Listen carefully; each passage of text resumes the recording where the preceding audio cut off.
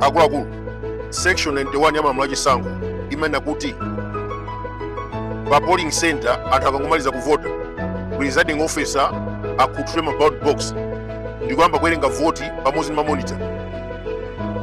Lero anabero watulutsa kalenda kuvota 16 September kuwerenga mavoti 17. Zimenezi ndi zachilendo. Zaka zonsezi tikangomaliza kuvota timayamba kuwerenga mpaka kuchezera usiku. Kodi lero chikuvuta ndi chani kugwiritsa ntchito njira yomweyo? Zona tikavote pa 16 kuwerenga pa 17.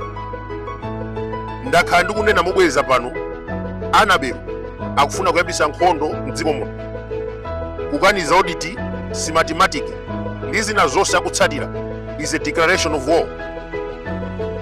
Akuluakulu polisi ndi MCP akufuna kusokoneza democracy pa tsiku lachisankho. Agwirizana kuti adzasowetse mafuta pa 16 September kuti mayendedwe achisankho adzakhale ovuta. Ine mukudziwa ma ballot paper kuti achoke from one place to another timagwiritsa ntchito mafuta. Bungwe la makla lidzasokoneza network ya internet komanso mobile service. Sakufuna Malawi adzakhale ndi communication pa tsiku limeneli. Ngakhale ma wireless adzakhala ovuta chifukwa Daudi Sulemani adzasokoneza radio frequency.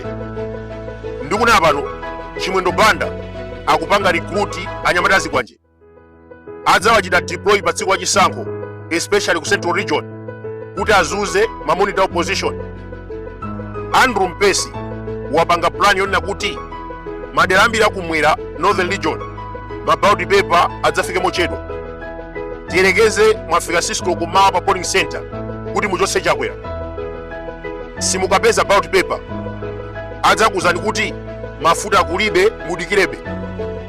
Mudzakhala malo ochuluka ma ballot paper asanafike. Cholinga chawo akufuna kukhumudwitsa masapota opposition asadzavote. Ndiye timafuna tipereke chenjezo kwa Chimwendo Banda, Daudi Sulemani, Akisi Mwanga, Jezebelo, Anabelo. Mapulani amene mukugwirizana tawadziwa.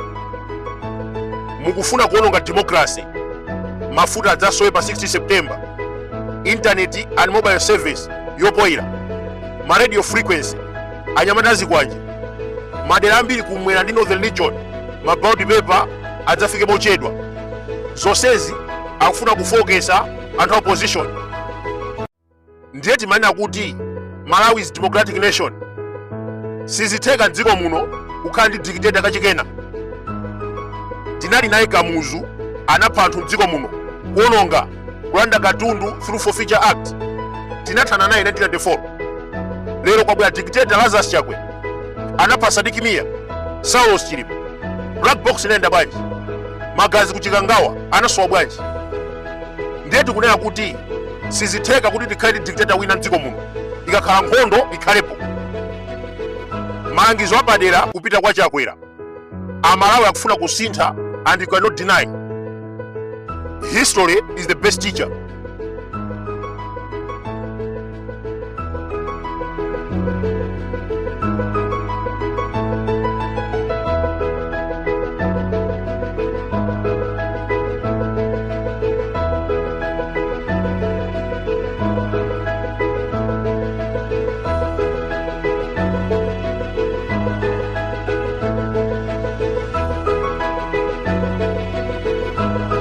Kukuoneka kuti kulibe anthu ndiye ndi kunkhalango yoti ndikovuta kuyenda, komanso kukuoneka kuti nkhalango ndiyokhwitima.